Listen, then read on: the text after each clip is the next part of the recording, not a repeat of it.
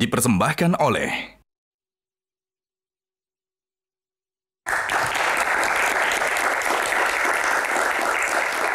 Ya, kembali di Q&A pemirsa, tidak hanya bintang tamu saya yang spesial pada malam hari ini, tapi kali ini juga ada panelis yang tak kalah spesial hadir di Q&A. Kita berikan tepuk tangan untuk dua panelis kita. Ada Jolin Mary, aktris dan putri Indonesia Lingkungan 2019, tepuk tangannya, lebih seru lagi dong. Ada Mas Iqbal Alexander, content creator and founder Kertabumi Recycling Center, tepuk tangan Mas Iqbal. Jolin, Mas Iqbal apa kabar? Baik. Masih bergerak di bidang lingkungan, masih aktif ya? Masih jadi pemulung di Jakarta. Oh, masih pemulung ya. Nah, Jolin dan Mas Iqbal, kali ini kita kedatangan bintang tamu yang spesial banget. Ini adalah benar-benar agent lingkungan yang luar biasa, bergerak secara mandiri untuk bumi kita melalui program Satu Indonesia Awards-nya Astra. Nah, langsung saja Mas Iqbal sebagai ahli lingkungan, melihat dua sosok ini seperti apa nih? Iya, sebenarnya Indonesia membutuhkan lebih banyak lagi ya pemuda yang menginspirasi seperti Mas Arief dan Mbak Dewi. Tapi khusus buat Mas Arief, saya mau bertanya, kan sangat menarik Mas Arief terjun di industri persampahan ya. Mungkin orang lain merasa jijik, tapi Mas Arief malah bisa membuat bisnis sosial yang sangat inovatif. Kira-kira tantangan utamanya apa sih Mas Arief untuk bisa anak muda lain mengikuti jejak Mas Arief terjun di industri persampahan? Terkait dengan tantangan, sebetulnya yang pertama kita hadapi merubah perilaku sih, merubah mindset orang gitu. Jadi awal mula kita bangun Plastik Pay itu kan yang kita khawatirkan kalau kita hadirkan fasilitas ini, masyarakat pada mau nggak ya, pada partisipasi apa nggak sih gitu. Tapi kita coba merumuskan satu kegiatan, kita coba asop dari study case yang sudah berhasil, kita coba bawa ke Indonesia dan ternyata ketika kita jalankan luar biasa banyak nih gitu. Jadi semakin ke sini ternyata minat masyarakat atau mungkin kepedulian orang terhadap sampah semakin besar gitu. Jadi dengan adanya penunjang fasilitas, dengan adanya infrastruktur yang ada, akhirnya mereka bisa ikut partisipasi dengan baik gitu. Jadi memang di awalnya di situ sih. Kalau pengalaman dari Jolin sendiri sebagai duta lingkungan? Ya menarik banget sih, karena memang benar tadi kata Mas Iqbal ya, nggak semua orang mau terjun di sini gitu. Apalagi kan ini namanya kita mengubah sesuatu sampah gitu ya, ibaratnya limbah waste orang itu kita menjadikannya menjadi sesuatu yang baru gitu loh. Jadi aku lebih ke mengapresiasi sih, karena ini wah it's really amazing. Ya, tepuk tangan dong. Kalau gitu kita apresiasi juga ya untuk program Satu Indonesia Awards sudah menemukan dua sosok ini ya, luar biasa Mas. Tapi benefitnya apa sih untuk masyarakat yang sudah mengumpulkan sampah melalui Plastik Pay ini? Oke, jadi setiap sampah plastik yang terkumpul gitu, kita akan memberikan satu poin. Jadi orang tuh ketika datang ke mesin, mereka sudah mengumpulkan botol plastik, mereka menyetorkan sampahnya ke dalam, kita sebutnya reverse vending machine. Kemudian satu botol itu akan dihargai 56 poin atau 56 rupiah. Poin yang terkumpul itu nanti yang bisa dikumpulkan atau ditukarkan menjadi e-wallet, bisa menjadi saldo rekening, bisa menjadi berbagai voucher yang mereka bisa manfaatkan gitu. Jadi secara prinsip ya sampahnya dia benar-benar jadi duit nih gitu. Dan itu bisa dipakai untuk bayar apa aja Mas? Bayar apa aja, betul. Jadi kalau udah ke misalkan ke e-wallet atau ke rekening kan macam-macam ya. Bahkan ada beberapa juga yang misalkan kita collab dengan beberapa brand, mereka bisa manfaatkan itu untuk mereka balikin kemasannya buat beli produknya lagi gitu. Jadi sampah itu bisa menjadi satu metode pembayaran nih ke depannya gitu dengan skema-skema program seperti ini. Jadi bayar dengan sampah ya Mas Arief? Bayar dengan sampah. Nah Mas Arief, kan sampah ini bukan cuma masalah Mas Arief ya, tapi kan masalah kita seluruh warga Indonesia maupun stakeholder lain. Nah kira-kira ada dukungan apa aja yang didapatkan Plastik Pay selama sudah beroperasional? Ketika kita berjalan, pertama memang kita mencoba berkolaborasi dengan private gitu. Jadi awalnya kita menjalankan beberapa activity ini berkolaborasi dengan berbagai macam industri lah gitu. Dari memang perusahaan penghasil air minum, kemudian beberapa industri lain seperti entah di perbankan, kemudian beberapa institusi pemerintahan, kementerian lembaga juga sampai sekarang sudah banyak support gitu untuk kita bisa berkolaborasi, bahkan dari pihak Astra gitu kita bisa berkolaborasi dengan Toyota, dengan Daihatsu, bahkan dengan Menara Astra gitu untuk menghadirkan fasilitas ini dan mengajak masyarakatnya mereka gitu, misalkan dengan Menara Astra di gedungnya Astra sendiri gitu dan juga di public area. Jadi dengan kolaborasi ini kan semakin banyak titik, semakin banyak masyarakat berpartisipasi dan semakin mudah lah mereka akses untuk bisa memilah dan menukarkan sampah plastiknya. Sangat totalitas ya Astra dalam program ini memang punya kepedulian yang luar biasa ya, mendorong anak-anak muda untuk bisa lebih peduli. Dalam sebulan gitu, itu bisa mengumpulkan berapa sampah sih? Sebetulnya udah puluhan ton yang udah terkumpul. Wow. Tapi puluhan ton itu kalau kita ngomongin ya, dari jumlah sampah kita itu kan jutaan ton sebetulnya. Jadi hitungannya masih kecil. Tapi yang pengen kita highlight adalah puluhan ton itu adalah benar-benar pure 100% dari masyarakat.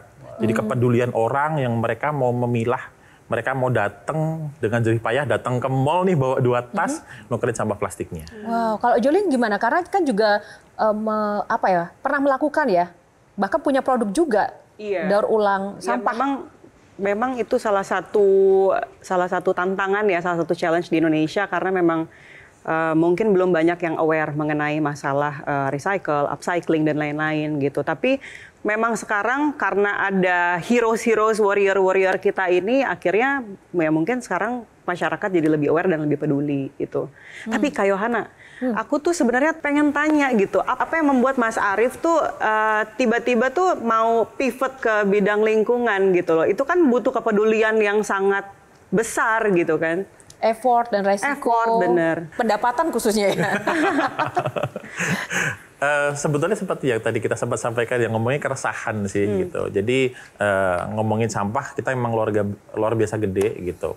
Kalau kita lihat nih praktek-praktek di lapangan kan ya isinya hanya mungkin baliho dilarang membuang sampah di sini gitu, membuang sampah di sini didenda sekian dan sebagainya. Ini kan aktiviti yang paling banyak, dan apakah kita lihat itu berhasil? Ya mungkin kita bisa lihat masing-masing gitu. Nah dengan ke situ kita kayaknya perlu bikin gerakan nih gitu, yang mana ya harus ada masyarakat yang berpartisipasi gitu, dan kita lihat warga kita ya, kalau kita mau ngajak kita harus ada sesuatu yang diberikan gitu. Jadi dari keresahan itu, dari kondisi itu ya akhirnya dari kami pengen ikut andil deh. Yuk kita bikin sesuatu yang benar-benar harus Indonesia tuh biar keren lah gitu, nggak hanya sekedar dipandang sebagai penghasil sampah doang gitu, tapi kita bisa membuat sampah itu menjadi lebih bermanfaat. Kalau tadi dari Dewa Lingkungan, sekarang kita ke Dewi Lingkungan, Mbak Dewi. Nah, langsung saja Mas Iqbal nih melihat kiprah dari Mbak Dewi yang sudah dilakukan selama ini. Iya, Mbak Dewi, pertama sangat kagum dengan kiprahnya Mbak Dewi. Perempuan dari daerah melakukan banyak perubahan lingkungan dan pendidikan terutama. Jadi yang saya makin mau tanya adalah sudah berapa banyak anak-anak yang sudah dididik dengan Mbak Dewi dan sekolah di Sekolah Alam Mbak Dewi? Kalau di total mungkin 200-an lebih, dan itu campuran anak lokal, anak desa sama anak bule. Tapi lebih banyak anak lokal, anak Indonesianya. Audiens internasionalnya cuma sekitar 45. Gitu. Dan biasanya setelah mereka sekolah di Sekolah Alam ini, lalu lulus, apakah ada program juga untuk membantu mereka terjun ke dunia kerja atau? Oh iya, luar biasanya kita kan karena salah satu sustainability goals-nya adalah educational sustainability, selain financial sustainability, dan yang paling utama juga environmental sustainability. Kita sebenarnya meregenerasi diri kita ini gitu. Jadi sebagian besar anak-anak yang dari desa yang lulus setelah selesai program belajar di Anak Alam, dia lanjut menjalankan Anak Alam Learning House tersebut dan kembali mengajarkan anak-anak desa lainnya gitu, adik-adik kelasnya. Mbak Dewi bergerak nih sama siapa sih, sendiri atau ada tim atau sekarang dibantu ada oleh tim? siapa? Alhamdulillah sekarang Sebelumnya? ada tim. Sebelumnya benar-benar sendiri bersama anak-anak murid saya. Berapa orang di awal-awal bergerak ini? Awal bergerak banget saya cuma punya 3 murid. Dan itu saya ajarin jadi peer educator, jadi bisa membantu saya ngajarin. Lebih banyak anak-anak lagi. Habis itu kita team of 4 kan. Setelah itu, setelah berapa lama gitu jadi 12 anak muridnya, terus jadi 30 anak. Nah, tapi sistemnya seperti itu. Karena saya menggunakan inquiry based learning ya. Jadi sambil dia mengajar, terus sebenarnya dia belajar juga. Seperti itu. Oh, Mbak Dewi, boleh tolong dijelasin lagi nggak sih mengenai kurikulumnya? Karena ini menarik banget gitu loh. Aku tadi sampai berpikir kayak, apa nanti kalau aku punya anak di sekolahin di situ gitu ya. Terus mengenai jenjangnya juga gitu. Iya. Boleh dijelasin? Boleh, iya. Jadi kalau yang di Anak Alam Learning House yang di Pulau Sumbawa, karena audiensnya targetnya 100% anak-anak lokal, jadi kita bikin itu biar sesuai sama kurikulum Merdeka. Tapi pada pelaksanaannya kita lebih fokus ke inquiry based learning dan juga 21st century skill. Jadi banyak juga saya mix and match gitu kurikulum. Contohnya untuk public speaking saya ambil dari TED Education. Jadi kita pernah bikin ala-ala kita ya gitu. TED Talk, TED Stage gitu buat anak-anak di kampung. Jadi waktu itu studionya ya udah kita bikin pakai triplek, pakai kapur tuh, dia kan ada standarnya gitu. Jadi, sering saya ajak anak-anak langsung belajar ke dunia nyata karena at the end of the year biasanya kita ada lebih fokus ke entrepreneurship. Jadi anak-anak bawa produk-produknya ke tempat-tempat yang banyak international audience-nya. Contohnya di Kuta Lombok. Jadi di sana mereka langsung present ininya segala macam, dan selain itu mereka langsung juga yang mau belajar tentang manajemen misalnya. Kita connect sama bisnis-bisnis yang ada di sekitar Kuta itu, dan anak-anak terdistribusi di situ dan dia belajar langsung tentang manajemen dari pelakunya langsung. Fix Jolin harus didaftarkan di situ aja kalau punya anak ya. Keren ya, Tapi keren banget loh. akreditasinya gimana Mbak Iya. Dewi? Apakah Jadi- bisa kemudian melanjutkan ke jenjang selanjutnya? Iya, dari bisa sekolah banget. Jadi kalau yang anak-anak lokal memang karena kita lebih ke non-formal education, konsepnya itu mereka kejar paket C. Tapi kalau yang international school, yang di Kuta, ya kan, jadi berangkat dari Sumbawa, akhirnya kita membuka Anak Alam Intercultural School di Lombok. Itu kenapa kita buka di sana, karena banyak international audience di sana, termasuk international teachers loh, guru-guru dari Australia, dari Kanada. Mereka melihat, oh kamu harus bikin Anak Alam ini yang versi internasionalnya, versi formalnya. Akhirnya lahirlah Anak Alam Intercultural School, di mana kita pakai kurikulum dari Australia. Orang-orang grassroots seperti saya bekerja di daerah itu kan banyak yang nggak tahu, banyak yang nggak lihat. Dengan dukungan dari Astra itu, mereka melakukan benar-benar due diligence loh. Mereka cari tahu kan siapa aja yang melakukan apa gitu dari komunitas daerah-daerah. Dan mereka memberi apresiasi, yang itu memberikan kayak spotlight gitu loh.